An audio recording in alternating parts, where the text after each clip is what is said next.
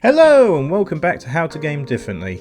So recently Bandai Namco just registered trademarks for two GameCube exclusives, both coming from the Baten Kaitos series, being Baten Kaitos Eternal Wings and the Lost Ocean, and Baten Kaitos Origins.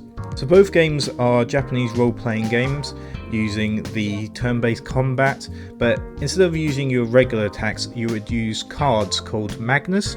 Now, the Magnus cards you would put into a deck, and you would use these cards for the actual combat and chain them off each other, so they would have like a number, so one would then lead into two and so on and so forth.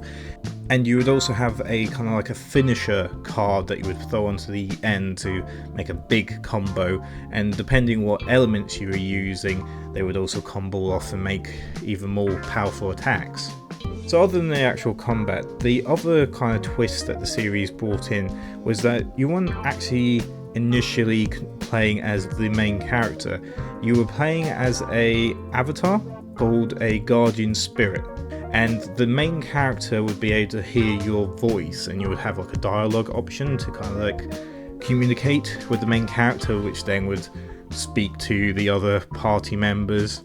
So there was a lot of fourth wall breaking, and as well as a few references to the real world that we live in. So both of the games are set in the same world. Eternal Wings: The Lost Ocean was the first game, whilst Origins is a prequel to the Eternal Wings story, which was actually a bit more of a streamlined version of the original from what I'd seen. I've not actually played Origins. I played all the way through Eternal Wings: The Lost Ocean and found it to be a absolutely amazing game, and had one of my all-time favourite twists in any video game that I've ever played. The only reason I never got around to playing Origins was I never saw it in store anywhere. It's a really hard game to get nowadays, so the potential of these games coming back because of the re-registration of the trademarks is a very promising thing. Hopefully it gives a lot of people the opportunity to play these two games. And yeah, a fantastic game series that I'd hope gets another opportunity, as I don't think they sold particularly well when they came out because they were quite a new IP, and like I say, they weren't exactly easy to find either. There was originally a DS game in development, but sadly that got cancelled.